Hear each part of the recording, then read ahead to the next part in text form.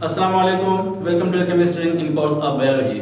आज जो हमारा टॉपिक ऑफ स्टडी है वो है ट्रांसपोर्ट ऑफ कार्बन डाइऑक्साइड। इसका पार्ट 2 आज हम पढ़ते हैं, जिसमें से हम डिस्कस करेंगे number first the transport of carbon dioxide inside the blood by as carboxy haemoglobin, जबकि दूसरे नंबर पर हम पढ़ेंगे the transport of carbon dioxide inside the blood in dissolved state by the plasma of the blood.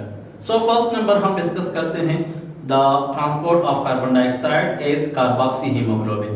Definition कुछ यूँ है कि when carbon dioxide combined with the globin part of the hemoglobin, it forms as the carboxyhemoglobin. For example, hemoglobin जब carbon dioxide के साथ bond करने लगता है तो फिर ये बना लेता है कार्बोक्सीहीमोग्लोबिन, और तकरीबन इसका ट्रांसपोर्ट 23% होता है, जो तकरीबन चेंजेबल भी है और नॉन स्टेबल है, यानी ये स्टेबल नहीं है बल्कि इसमें चेंजेस आ सकती हैं। ये 22 भी हो सकता है, ये 24-25 तक भी बढ़ सकता है। देयरफॉर यहाँ पर अगर हम इसका मैकेनिज्म देखना चाहते हैं तो इसके लिए हमने यहाँ पर एक छोटा सा डायग्राम बनाया हुआ है हीमोग्लोबिन का।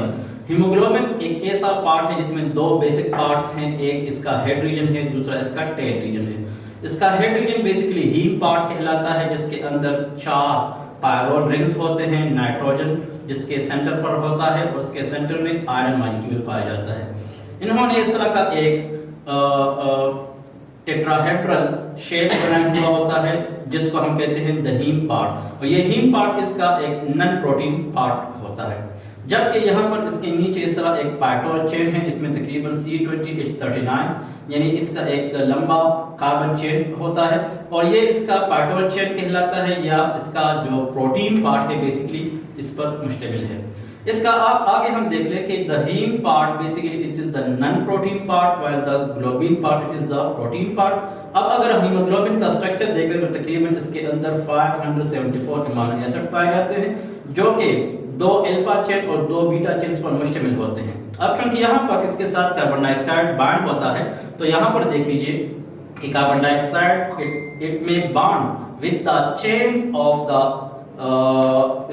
अमीनो एसिड के चेन्स के साथ ये मिलते हैं, तो यकीनन ये इस पार्ट के साथ, ये जो ग्लोबिन पार्ट है इसके साथ कार्बन डाइऑक्साइड लग जाता है। यहाँ पर एक छोटी सी कंसेप्ट मैंने दी हुई है जो कि बहुत इंपॉर्टेंट है। यहाँ पर हमने लंग्स ड्रा किया तो यहाँ पर टिश्यूज मौजूद है। इस लंग्स के अंदर देख लें कि ये एयर से हमेशा ऑक्सीजन को लेता है और फिर इसको ब्लड के हवाले कर लेता है, लेकिन चूंकि हमारा टॉपिक है कार्बन डाइऑक्साइड के हवाले से, इसलिए ऑक्सीजन आ रहा है और कार्बन डाइऑक्साइड यहाँ से निकल रहा है। लेकिन यहाँ पर देख लें इस कंसेप्ट में से कि लंग्स के पास हाई अमाउंट ऑफ ऑक्सीजन होता है, क्योंकि हमेशा सांस लेते वक्त ऑक्सीजन ज्यादा अमाउंट में आता है, लेकिन लंग्स के यहाँ कार्बन डाइऑक्साइड का मिकदार हमेशा कम होता है। इसी तरह सिर्फ लंग्स ही के पास नहीं बल्कि ब्लड के अंदर भी कार्बन डाइऑक्साइड का मिकदार इसी तरह है कि partial pressure of carbon dioxide it become high in lungs as well as in the blood. Similarly यहाँ पर देख लीजिए द टिश्यूज, तो टिश्यूज के अंदर भी अगर देखा जाए तो कार्बन डाइऑक्साइड की मिकदार यहाँ पर ज्यादा होती है जबकि ऑक्सीजन की मिकदार यहाँ पर कम होती है। तो यहाँ पर भी partial pressure of carbon dioxide become high in the tissues. अब यहाँ पर देख लीजिए जैसा मैंने लिखा हुआ है कि टिश्यूज और लंग्स, तो लंग्स के अंदर कार्बन डाइऑक्साइड की मिकदार कम तो यहाँ पर ऑक्सीजन की मिकदार कम होती है, यहाँ पर ऑक्सीजन की मिकदार ज्यादा तो यहाँ पर कार्बन डाइऑक्साइड की मिकदार ज्यादा होती है। उसके साथ साथ हम देख लें कि ये 2 ब्लड वेसल्स हैं जो कि टिश्यूज के साथ अटैच हैं। यहाँ पर एक टिश्यू ये है जिसके पास कार्बन डाइऑक्साइड का मिकदार कम है, यानी 1 कार्बन डाइऑक्साइड हमने मेंशन किया हुआ है, जबकि यहाँ पर देख लीजिए यहाँ पर टिश्यूज के पास काफी अमाउंट में कार्बन डाइऑक्साइड मौजूद है। अब यही कार्बन डाइऑक्साइड यहाँ से निकलकर सीधा इस ब्लड में जाता है, और ये ब्लड अगर हम देखें तो यकीनन ये वीन्स होगा, क्योंकि जिस ब्लड के अंदर कार्बन डाइऑक्साइड की मिकदार ज्यादा हो वो डीऑक्सीजनेटेड ब्लड होता है, और सीधा वो डीऑक्सीजनेटेड ब्लड वो लंग्स के जरिए इसको हम जिस्म से बाहर से निकाल सकते हो। तो किस तरह का मैकेनिज्म ये होता है, इस ब्लड के अंदर ये कार्बन डाइऑक्साइड, यहाँ पर मैंने एरो दिया हुआ है, यही कार्बन डाइऑक्साइड ब्लड के अंदर मौजूद आरबीसीज के अंदर हीमोग्लोबिन के साथ ये मिलता है और ये बना लेता है कार्बोक्सी हीमोग्लोबिन। यही कार्बोक्सी हीमोग्लोबिन जो ही लंग्स तक पहुंच जाता है, फिर इससे ये जो हीमोग्लोबिन है ये आरबीसीज पर ठहर जाता है, जबकि कार्बन डाइऑक्साइड इसको हवा के अंदर या हवा में से इसको जिस्म से एक्सपायर किया जाता है। तो यही एक मैकेनिज्म होता है कि how carbon dioxide expire from the body. यहाँ पर हम देख सकते हैं कि कार्बन डाइऑक्साइड जिस्म से निकल रहा है। यहाँ पर भी हम देख सकते हैं कि अगर इस लंग्स के अंदर सिर्फ इसकी पार्शियल प्रेशर ज्यादा हो गई तो फिर ये जिस्म के अंदर बाकी हिस्सों में बहुत कम पहुंचता है, बल्कि इसको जिस्म से सून जो है वो सेपरेट किया जाता है, उसको एक्सपायर किया जाता है। यहां पर एक और फॉर्म में हम पढ़ लेते हैं कि carbon dioxide dissolve in the blood plasma.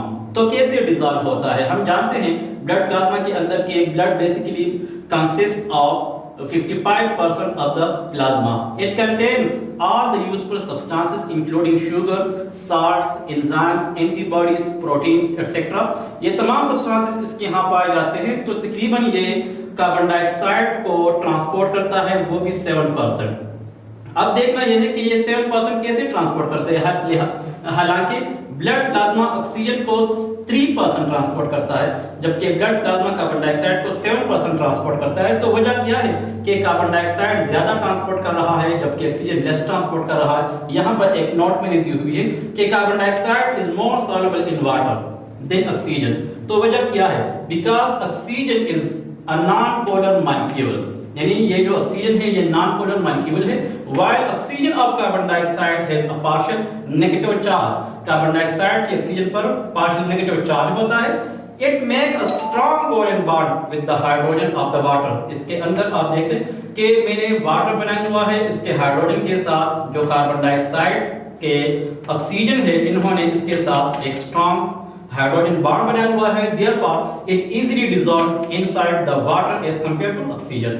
यहां पर भी देख लीजिए कि चूंकि ब्लड कंसिस्ट होता है प्लाज्मा और ब्लड सेल्स पर, अब ये प्लाज्मा 55% ऑक्सीजन को कैरी करता है ताकि ये जिस्म से इस कार्बन डाइऑक्साइड को एक्सपायर कर सके। हालांकि ये मेथड इतना ज्यादा एफिशिएंट नहीं है चूंकि एग्जिस्ट करता है, अगर इसकी हालांकि इसकी परसेंटेज बहुत कम है। अगर देखें तो तकरीबन ब्लड प्लाज्मा जिस्म से जो एक्सपायर होता है वो 7% है, लेकिन फिर भी चूंकि एग्जिस्ट करता है, जिसकी वजह से हम ये इसलिए जरूर लिखते हैं या हम इसको ड्रा करते हैं कि प्लाज्मा कार्बन डाइऑक्साइड को जिस्म से जरूर एक्सपायर कर रहा है, हालांकि it is an efficient way of the transport. आज के लेक्चर के अंदर हमने कार्बन डाइऑक्साइड को पढ़ा कि वो इज कार्बोक्सी हीमोग्लोबिन, कैसे कार्बन डाइऑक्साइड जो है वो ट्रांसपोर्ट होता है, और ब्लड प्लाज्मा उसको डिसॉल्व फॉर्म में कैसे ट्रांसपोर्ट कर रहा है। उम्मीद है कि आज के लेक्चर को आप बेहतर समझोगे।